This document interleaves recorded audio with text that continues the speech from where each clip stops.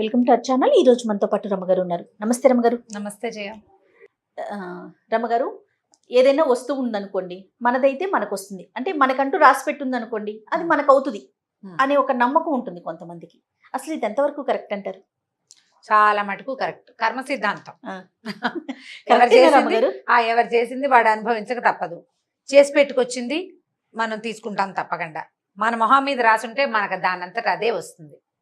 లేదా భగవంతుడు ఇవ్వదలుచుకుంటే కనుక హిందీలో చెప్తారు కదా, దేని వాళ్ళ చాతాయితో చప్పటి పాడికే దేతాయని, పైనుంచి పగలగొట్టుకునైనా వచ్చి మన నెత్తి మీద పడిపోతుంది. మనకి రావాల్సిన సమయానికి రాక మానదు. ఇది తప్పనిసరిగా సిద్ధాంతం. దానికోసం వేచి ఉండద్దు, నువ్వు పని చెయ్యి అని చెప్తారు. మన ప్రయత్నం మనం చేసుకోవాలి. నువ్వు నీ ప్రయత్నం నువ్వు చెయ్యి, నీకు రావాల్సింది నీకు వస్తుంది. ఇప్పుడు ఇది మంచి సిద్ధాంతమే. నువ్వు పని మానేసుకుని ఒకరోజు నీ కింగ్ అవుతానని ఖాళీగా కూర్చోకూడదు. నీ పని నువ్వు చేసుకో. నువ్వు కింగ్ అయ్యే రోజు వస్తే కింగ్ థింగ్ నీ చేతికి ఆటోమేటిక్గా వచ్చేస్తుంది. అది నిజంగా ప్రూవ్ అయిన సంగతి, అందులో ఎటువంటి అనుమానం లేదు. మంచి మంచి కథలు ఉన్నాయి. పంచతంత్రంలో మనం అసలు ఊహించాం ఇలాంటి కథ ఉందని. అలాంటి ఒక మంచి కథ దీని మీదే. చెప్పండి. ఒక సముద్రగుప్తుడని ఒక వ్యాపారస్తుడు ఉండేవాడట. పంచతంత్రం నాటి కథ. ఆయనకి లేక లేక ఒక కొడుకు పుట్టాడు. వాడు కొంచెం పుస్తకాలు అవి అంటే ఇష్టం బాగా. అయితే ఇతను ఏం చేశాట, ఒక పుస్తకాల దుకాణానికి వెళ్ళి ఓ పుస్తకం కొనుక్కొచ్చాడు. అందులో ఒకే ఒక్క శ్లోకం ఉందిట పుస్తకంలో. పుస్తకం చూడడానికి బాగుంది, మంచి పుస్తకం అని తెచ్చుకున్నాడు. ఆ పుస్తకం 100 రూపాయలట, 100 వరహాలు. సరే, అందులో తిప్పితే ఏముందంటే ఒక శ్లోకం ఉంది. దాంట్లో ప్రాప్తవ్యమర్థం లభతే మనుష్య అని 4 వాక్యాలు ఉన్నాయి. మొదటి వాక్యమే చెప్తున్నా. అంటే దొరకవలసిన ప్రాప్తవ్యం అంటే మనకి రావాల్సినది ఖచ్చితంగా మనిషికి లభిస్తుంది. భగవంతుడు కూడా దాన్ని దాటి వెళ్ళలేడు. కాబట్టి నువ్వు స్థిమితంగా ఉండు. ఎవరికైనా ఆ టైం వచ్చినప్పుడు వాడికి రాక మానదు అని అర్థం వచ్చే ఒకే ఒక్క శ్లోకం ఉంది ఆ పుస్తకంలో. వాళ్ళ నాన్న పుస్తకం తిరిగేసి చూశాడు. ఏమిట్రా ఇది ఒక్క శ్లోకమే ఉంది అన్నాడు. అవును నాన్న, అదే బాగుందని తెచ్చాను అన్నాడు. ఎంత రా అన్నాడు. 100 రూపాయలు అనగానే వాళ్ళ నాన్న కుళ్ళు మండిపోయింది. అసలు బాగుపడే మనిషేనా నువ్వు? 100 రూపాయలకి ఒకే ఒక్క శ్లోకం ఉన్న ఒక పుస్తకం కొనుక్కొస్తావా? వ్యాపారస్తుల పిల్లలకి ఇలాంటి లక్షణాలు ఉంటే ఎలాగా? 10 చూడాలి. పుస్తకం నిండా ఉంటే పోనీ ప్రింట్కైనా కలిసి వచ్చిందని తెచ్చుకోవచ్చు. ఒక్క శ్లోకం ఉన్న పుస్తకానికి 100 రూపాయలు పెట్టావా? చీచి, నిన్ను నమ్మి నా వ్యాపారం కనుక అప్పచెప్తే దాన్ని తగలబెడతావు, నువ్వు పోపో బయటకని పంపేశాడు నాన్న. ఇంట్లో నుంచి బయటకు వచ్చేసాడు. కాకపోతే ఏంటంటే ఇవి వచ్చేసేటప్పుడు ఊరికే ఏదో మామూలుగా వచ్చేలా వాళ్ళ నాన్న అమ్మనాభూతులు తిట్టి 2 రోజులు అన్నం పెట్టకుండా మర్చిపో నా ఇంట్లో నుంచి అని వాళ్ళ అమ్మ బతిమలాడి చుట్టాలు చెప్పి ఇదంతా ఏమైందంటే ఒక పెద్ద డిప్రెసివ్ స్టేట్లోకి వెళ్ళిపోయాడు అబ్బాయి. దిగులుగా ఉండి అలా ఇంట్లో నుంచి బయటకు వచ్చేసాడు. ఎక్కడికో పోయాడు నడుచుకుంటూ, బళ్ళెక్కి ఆ బండికి ఈ బండికి. అప్పట్లో ఏమిటి వ్యాపారం ఇవి లేవు కదా, వ్యాపార సంస్థలు అవి ఏమి ఉండేవి కాదు, ఏవో కొట్లు ఉండేవి. ఈ ఊరు నుంచి ఆ ఊరు వెళ్ళాలంటే ట్రాన్స్పోర్టేషను ప్రైవేట్ ట్రాన్స్పోర్టేషనే, ఎవరిది వాడిదే. పబ్లిక్ ట్రాన్స్పోర్ట్ వీళ్ళందరినీ తీసుకెళ్లి రాజుగారి బళ్ళు ఏవి మోసుకెళ్ళేవి కాదు. దారే పోయేవో ఎడ్ల బండి ఎక్కితే ఉచితార్థం తీసుకెళ్ళి ఎక్కడో దింపేవాళ్ళు. అట్లా వెళ్ళి వెళ్ళి వెళ్ళి వెళ్ళి ఎక్కడికో చేరాడు. ఎవరైనా బాబు నీ పేరేమిటి అంటే ప్రాప్తవ్యమర్థం లభతే మనుష్య అనేవాడు. ఆ 2వ ముక్క వచ్చేది కాదనమాట, ఆ శ్లోకం చెప్పేవాడు. సరే, ఎవరు అడిగినా అదే చెప్తుంటే నీ పేరేమిటి అని అడిగినా అదే సమాధానం, ఎవరేమి అడిగినా అదే సమాధానం. ఏదో దొరికిన పని చేసుకునేవాడు, దొరికింది తినేవాడు. ఆ ఊళ్ళో అందరూ అతన్ని ప్రాప్తవ్యమర్థుడు అని పిలిచేవాడు. అదే చెప్తున్నాడు కదా. సరే, ఈ ప్రాప్తవ్యమర్థుడు ఏదో కాలక్షేపం చేస్తున్నాడు, ఒంటరిగానే ఉండేవాడు. ఓ దేవాలయాన్ని ఆశ్రయించుకుని ఉండి బయట ఏదైనా ఎవరైనా కట్టెలు కొడుతున్నారనుకో వీడు కూడా పోయి కట్టెలు కొట్టేవాడు. కొడితే వాళ్ళు ఏదో 10 రూపాయలు ఇచ్చేవాళ్ళు.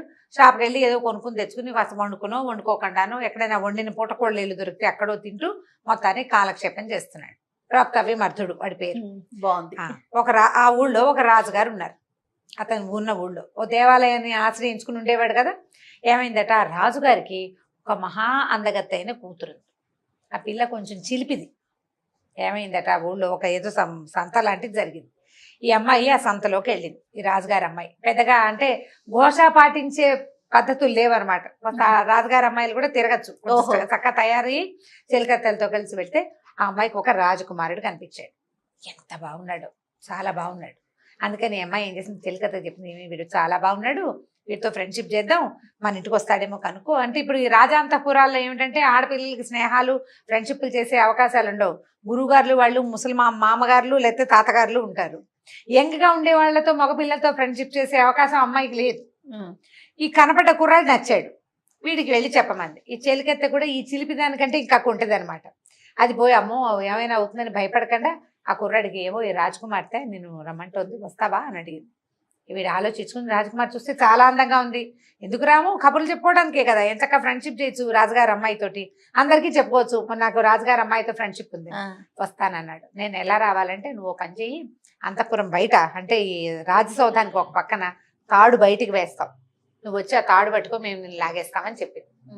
అర్ధరాత్రి పూట లాగుతామన్నారు. సరే చీకటి పడింది. ఆ రాజకుమారుడికి ఏమనిపించింది, ఓరు నాయనో వాళ్ళు రమ్మన్నారు కానీ ఆ తాడుచుకుని నేను పైకి వెళ్తే ఎవరైనా చూస్తే తలకాయ తెగేస్తారు, రాజుగారు అమ్మాయి పిలిచిందంటే ఒప్పుకుంటారు, అమ్మాయి పిలిస్తే మాత్రం నువ్వు వెళ్తావా అంటారు, అసలు చెప్పే అవకాశం ఇస్తారా? ఒకడు తాడు పుచ్చుకుని రాజుగారి కోట మీదకి ఎక్కుతూ ఉంటే ఏకత్తో విసిరేస్తే ముందు పుచ్చి ఎగిరిపోతుంది, ఎందుకు వచ్చింది గోవాలని వాడు వెళ్ళడం మానేసాడు. రాత్రి 10-11 అయింది. వాళ్ళు తాడేసి సిద్ధంగా ఉన్నారు అమ్మాయిలు. ఏమనాలంటే దీని తెంపర్తనం అనమాట, ఒంటతనము తెంపర్తనము. చాలా మంది మనకు ఆడపిల్లలు అలా కనపడతారు, చెయ్యకూడని పని చేస్తే ఒక రకమైన థ్రిల్లింగ్ గా ఉంటుంది, చేసేద్దాం అనిపించేస్తుంది. అది ఈ తాడు వేళ్లాడుతుంది. ఈ ప్రాప్తవ్యమర్ధుడు ఆ సంతంతా అయిపోయాక ఏదో తిన్నాడు, నిదానంగా నడిచొస్తున్నాడు. తెల్లటి రాజసౌధం, దాని మీద సున వేశారు బాగా తెల్లగా, దాని మించి వేళ్లాడుతూ ఓ తాడు కనపడింది. ఈయన కుతూహలం వచ్చింది, ఏమిటో ఈ తాడు చూద్దామని పోయి దాన్ని పట్టుకున్నాడు. పట్టుకునేసరికల్లా మనిషి పట్టుకున్న ఆనవాళ్ళు తెలియగానే వాళ్ళు లాగేశారు అమ్మాయిలు లోపలికి. వీడికి అసలు కోటలోకి వెళ్ళిపోయాడు. వెళ్ళిపోయేసరికల్లా అదేమిటి కన్యాంతఃపురం, వాళ్ళంతమంది ఆడపిల్లలు ఉన్నారు. పైగా ఏంటంటే రాత్రి 11-12 అయితే అప్పట్లో కరెంట్ ఇది పాడు, కరెంట్ లేదు ఏమీ లేదు, ఏవో దీపాలు ఉన్నాయి. వీళ్ళు ఒక రాజకుమారుడికి చెప్పారు కదా, వాడు చక్కగా పంచకట్టుకుని దగదగలాడే బట్టేసుకున్నాడు, చెయ్యెత్తు కుర్రాడు 6 అడుగులు వాడు. ఈ వచ్చి పైకి వచ్చిన వాడు కూడా అదే 6 అడుగులు వాడు. వీడు ఏదో పంచా ఉత్తరీయం వేసుకున్నాడు, మగపిల్లాడు. అబ్బాయి అని తెలుస్తోంది కదా. సరే ఇక వీడు వాడే కాదా అన్న ఆలోచన చేయలే. ఆ అబ్బాయిని లోపల తీసుకెళ్లారు. ఇదేమో పైగా నిశ్శబ్ద ప్రాణి, 10 ప్రశ్నలు వేస్తే ప్రాప్తవ్యమర్థం అంటాడు ఈయన, ఇంకేమండవు. తీసుకుపోయారు లోపలికి. తీసుకెళ్తే ఆ అమ్మాయి ఇతను చూసింది చక్కగా. అక్కడ అప్పట్లో పద్ధతులు ఇలా వచ్చిన వాళ్ళకి కాళ్ళు కడుక్కోవడానికి నీళ్ళు ఇవ్వటం, కాళ్ళు కడగటం, తర్వాత కాస్త గంధం రాయటం, మెళ్ళో ఓ దండ వేయటం, ఇవన్నీ చేసి చక్కగా కూర్చోబెట్టి నువ్వు నాకు చాలా నచ్చావు అందుకే నేను నిన్ను రమ్మన్నాను అని ఏవో 2-3 కబుర్లు చెప్పాక, ఏమిటి నువ్వేం మాట్లాడవు అని. ఇన్ని మాటలు అయ్యాయి కదా, ఈయన ఏదో ఒకటి మాట్లాడాలి కదా. ఈయన ప్రాప్తవ్యవర్ధం లభతే మనుష్య అని శ్లోకం చెప్పాడు. ఈ అమ్మాయి నిర్ఘాంతమైంది, వీడెవడో కొత్తవాడు, కాదు వాడు కాదని అర్థమైంది. ఇప్పుడు వాడు ఈ అమ్మాయితో ఫ్రెండ్షిప్ చేయడానికి ఇచ్చగించి వచ్చిన వాడైతే శ్లోకాలు ఎందుకు చెప్తాడు, కర్మ సిద్ధాంతం ఎందుకు చెప్తాడు, వాడు అడ్వాంటేజ్ తీసుకుంటాడు ఎంతో కొంత. అర్థమైపోయింది పిల్లకి, ఓ నాయనో వీడు వాడు కాదని ఏం చేసింది, తను పంపించేసేయి అని చెప్పి చెలికత్తలకి చెప్పింది. వాళ్ళు ఏం చేస్తారు, ఆ తాడు పుచ్చుకొని మహానుభావ మిమ్మల్ని దింపేస్తామని దింపేశారు. దిగెళ్ళిపోయాక ఏం చేశాడు, తెల్లవారైపోతుంది. ఇప్పుడు 12 గంటలకు ఎక్కాడు, 1 గంట గడిచింది, అక్కడ 1 గంట కూడా దాటిపోయింది. వాళ్ళు దింపారు, తర్జన పడ్డారు, వీడిని ఏం చెయ్యాలరా దేవుడా, ఎలాగరా దేవుడా అని. మొత్తానికి ఎలాగోలాగా దింపి పంపించారు. ఈయన ఏం చేశాడు, మెల్లిగా ఆ చీకట్లో అలా నడుచుకుంటూ తను ఉండే దేవాలయానికి పోయాడు. ఆ దేవాలయానికి పోతే అప్పుడు ఏమైందంటే అదే సమయానికి ఆ ఊళ్ళో ఇప్పుడు రాజుగారికి బోళ్ళంతమంది ఉంటారు కదా, సైన్యాధికారిని దండనాథుడని వాళ్ళు వీళ్ళు చాలా మంది ఉన్నారు. ఈ దండనాథుడు ఒక ఆయన అక్కడికి ఎవరో ఒకళ్ళ సంకేతం, ఆయనకి ఏదో పక్క రాజ్యపు వార్తలు వస్తాయని ఆ గుళ్ళోకి రమ్మని సంకేతం ఉంది. ఆయన అక్కడికి వచ్చాడు. ఈ కుర్రాడు వచ్చేసరికి ఈయన తెల్లబోయాడు, వీడెవడో వచ్చాడని. ఏమిటి నాయనా ఎందుకు వచ్చావు అని అడిగితే ఈయన ప్రాప్తవ్యమర్థం అన్నాడు. మళ్ళీ అనేసరికి ఆయన ఏమన్నాడు, బాబు ఇది అంటే ఆయనకి ఏమర్థమైంది, వీడేదో అల్లరి చిల్లరి వాడు కాదు, ఎవడో బుద్ధిమంతుడు, సంస్కృత శ్లోకాలు కర్మ సిద్ధాంతం చెప్తున్నాడు. కాబట్టి వీడికి ఏం చెప్పాడంటే, మీరు ఇది మనుషులు ఉండే చోటు కాదండి, ఇదంతా చీకటిగా ఉంది, ఏమైనా వాళ్ళు వీళ్ళు రకరకాల ప్రయోగాలు అవి జరుగుతాయి ఇక్కడ. కాబట్టి మీరు పని చేయండి, ఈ దారి వెంబడి సరాసరి వెళ్ళండి, కుడి చేతి వైపుకి మళ్ళండి, అక్కడ ఒక ఇల్లుంది, లోపలికి వెళ్ళిపోండి, తలుపు తెరిచి ఉంటూ తోసుకుని లోపలికి వెళ్ళండి. ఎడం చేతి వైపు 4-5 గదులు ఉంటాయి, మొదటి గదిలో పోయి నిద్రపోండి, మీరు పడుకోవడానికే కదా ఇక్కడికి వచ్చారు, అక్కడికి వెళ్ళి పడుకోమని తన ఇంటి అడ్రస్ సాకల్యంగా వీడికి చెప్పాడు. ఆయన ఇల్లు అక్కడ ఉంది, తన ఇంటికి వెళ్ళి తన గదిలో పడుకోమన్నాడు. ఈ పూటకి వీడి బెడద లేకుండా తను అక్కడ ఏ పని మీద వచ్చాడో ఆ పని చేసుకోవచ్చు అన్న దండనాథుడి ఉద్దేశం. సరే వెళ్ళమన్నాడు కదా, ఈయనకి కాదు కూడదండం, ఈయనకి రాదు ఈ పెద్ద మనిషికి. నడుచుకుంటూ పోయాడు, దారి వెంబడి వెళ్ళాడు, ఆ కుడి చేతికి మళ్ళాడు, ఎడం వైపు ఉన్న 10 ఇళ్లలో మొదటిల్లు ఏదో పట్టుకున్నాడు, ఇంట్లోకి వెళ్ళాడు. ఏం చేశాడు, ఆయన లెఫ్ట్లో ఉన్న గదులని చెప్పాడు పడుకోవడానికి. ఆయన చెప్పిన గదికి ఆపోజిట్ గదిలోకి పోయి పడుకున్నాడు ఇతను. గదులు ఖాళీగా ఉన్నాయి, పెద్ద పెద్ద ఇళ్లలో ఏముంది చాలా గదులు ఉంటాయి, మంచాలు పరుపులు వేసి ఉన్నాయి. రాత్రి వేళ ఈయన తలుపు తీసుకొచ్చాడు, ఆయనకి తెలుసు తన ఇల్లు కాబట్టి అక్కడ ఎవరు కాపలా ఉండరని ఈజీగా వెళ్ళిపోవచ్చనే చెప్పాడు. ఈ కుర్రాడు లోపలికి వచ్చాడు, ఈ గదిలోకి వచ్చి పడుకున్నాడు. ఆ దండనాథుడికి ఓ కూతురు ఉంది. ఆ అమ్మాయి తన బాయ్ ఫ్రెండ్ని రమ్మంది. అప్పుడు ఆ గదిలోకి వచ్చి పడుకున్న వాడు చీకట్లో తన బాయ్ ఫ్రెండే వచ్చాడు అనుకుని వచ్చి వాడి దగ్గరకు కూర్చుంది. ఆ మాట ఈ మాట మాట్లాడింది. అమ్మాయి కూడా ఓ దండ పట్టుకొచ్చింది, గంధం రాసింది, ఆ కబుర్లు ఈ కబుర్లు చెప్పిన తర్వాత ఈయన ఏమిటి నేను ఇంత మాట్లాడుతున్నాను, ఒక్క మాట కూడా సమాధానం చెప్పవు, రేపొద్దునే మా నాన్నతో మాట్లాడి నువ్వు నన్ను పెళ్లి చేసుకోవాలి సుమి అంది. అనగానే ఈయన ప్రాప్తవ్యం అర్థం లభతే మనుష్య అన్నాడు.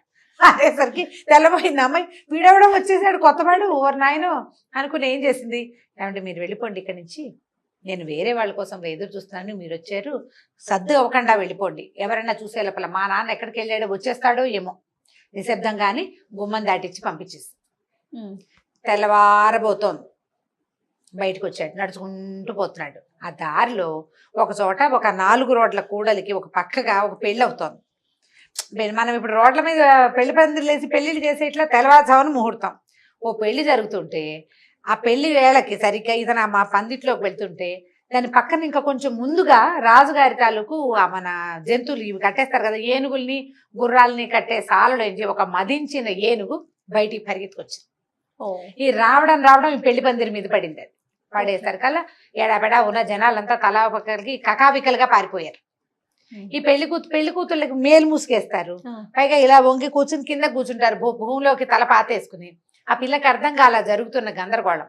ఒక 2 నిమిషాలు అయ్యాక దానికి అర్థమయ్యి అంతా ఏనుగు ఘీంకారాలు జనాలు పరిగెడుతున్న సందడి అర్థం చేసుకుని ఆ పిల్ల లేచేసరికల్లా వాళ్ళ నాన్న వెళ్ళిపోయాడు, పెళ్లి కొడుకు లేచకపోయాడు, అక్కడ లేడు. ఆ పందిట్లో ఈ పిల్ల ఒక్కతే మిగిలింది. జనాలంతా తలా ఒక పక్కకి పరిగెడుతున్నారు. అమ్మాయి తెల్లమొహం వేసుకుని నుంచి చూస్తోంది. అమ్మ కెవ్వు భయం వేస్తోంది, అరిచేసింది. అరిచేసరికల్లా ఈ పెళ్లి పందిటి వైపుకి వెళ్తున్న ఈ ప్రాప్త విమర్దుడు ఏం చేశాడు, అయ్యో ఈ అమ్మాయి ఎవరో అరుస్తోందని ఆ వస్తున్న ఏనుగుని చూసి ఉండు నేను నేను రక్షిస్తానని పరిగెత్తుకుంటూ వెళ్ళి అమ్మాయి చేయించుకున్నాడు. నువ్వేం భయపడద్దు అన్నాడు. ఏం భయపడద్దు, నేను నిన్ను రక్షిస్తానన్నాడు. చేయించుకున్నాడు. ఏనుగు దగ్గరకు వచ్చేసరికి ఇతను ఏం చేశాడు, ఆ పెళ్లి పందిరికి వాసాలు పాతి పెడతారు కదా, ఓ వాసం లాగి ఏనుగుని బెదిరించాడు. అక్కడ ఏదో అరటి పిల్లల గెల ఉంటే దాని మీదకి విసిరేశాడు. అది ఆ గెల చేత్తో పుచ్చుకుని మెల్లిగా సర్దుకుని ఏనుగు వెళ్ళిపోయింది. ఆ అమ్మాయి చేయి పుచ్చుకున్నాడు కదా, పుచ్చుకొని ధైర్యంగా ఉండు, ఏం పర్వాలేదు, నేనున్నా కదా, వాళ్ళంతా వచ్చేదాకా నేను నీకు తోడుంటానమ్మాయి అని ఆ పక్కన ఉంచున్నాడు. చేయి పుచ్చుకుని ఉంచున్నాడు. ఎవరు లేరు, మరి నిర్జనంగా ఉంది పెళ్లి పందిరి. పిల్ల కంగారు పడి ఏడ్చేస్తుంది, చేతులు పుచ్చుకుని ఉంచున్నాడు. ఈ లోపల కొంచెం దూరంగా దాక్కున్న పెళ్లి కొడుకు బయటకు వచ్చాడు. ఈ పెళ్లి కూతురు చెయ్యి ఎవడో పట్టుకుని ఉండటం వాడికి కనపడింది. ఇదేమిటి అని చెప్పి కంగారు పడ్డాడు. నేను చేసుకోవాల్సిన పిల్ల పెళ్లి కూతురు కనపడుతోంది స్పష్టంగా, వీడెవడో ఇంత పొడుగునున్నాడు. వాడు వచ్చి చేతులు పుచ్చుకున్నాడు. వాడు అరిచచ్చి నాన్న అమ్మ ఎక్కడన్నారో అని కేకలు పెట్టాడు. ఈ పిల్ల తండ్రి కూడా బయటకు వచ్చాడు, కన్యాదాత కూడా బయటకు వచ్చేసరికల్లా ఈ పెళ్లి కొడుకు అన్నాడు, ఏమయ్యా నీ పిల్లని నాకు ఇస్తానన్నావు, ఎవడో చేయించుకుని ఉంచుంది అదేమో ఇక్కడ, వాడు ఎవరికో ఇచ్చేసావా, నాకు ఇస్తానన్న పిల్లని అని అరిచర్చి కేకలు పెట్టేసరికల్లా ఆయన అన్నాడు, నాకేం తెలుసు, నాకు అసలు తెలియని కూడా తెలీదు, ఏనుగు వచ్చిందని మీరు పరిగెత్తారు, నేను పరిగెత్తా, ఈ పిల్ల ఎక్కడ ఎందుకు నుంచుందో, ఈ పిల్లాడు ఎవడో దీని చెయ్యి ఎందుకు పుచ్చుకున్నాడో నాకు తెలియదని ఆయన గబగబా కూతురు దగ్గరకు వచ్చి కేకలేశాడు. ఏమిటమ్మాయి నీకు పద్ధతేనా ఇది, పెళ్లి కుదిర్చావు, ఇప్పుడు కొన్ని నిమిషాల్లో ముహూర్తం ఉంది, ఏనుగు వచ్చిందని మేమందరం వెళ్ళిపోతే నువ్వెవడో నీ బాయ్ ఫ్రెండ్ని పిలిపించుకుని వాడి చేతులు పుచ్చుకుని ఉంచున్నావు అనేసరికి ఆ అమ్మాయి కేకలేసింది. కాదు, అది జరగలేదు, ఇతను నా ప్రాణాలు రక్షించాడు, నా చేయి పుచ్చుకున్నాడు, నన్ను రక్షించాల్సిన నువ్వు పారిపోయావు, పెళ్లి చేసుకోబోతున్నాడు ఇంకో నిమిషంలో ఇప్పుడు వచ్చి అరుస్తున్నాడు, పెద్ద పెత్తనం జతాయిస్తూ, వాడు లేచక్కపోయాడు, ఇక్కడ లేడు, వాళ్ళెవరు నాకు అక్కర్లేదు, నేను ఇంకోటి పెళ్లి చేసుకుని నా చేయి పుచ్చుకున్నాడే వీణే నేను పెళ్లి చేసుకుంటానని అనేసరికల్లా వచ్చిన చుట్టాలందరూ నీ పిల్ల ఎట్లాంటిదని ఈ కన్యాదాతని తిట్టారు. తెల్లారిపోయింది గందరగోళంలో.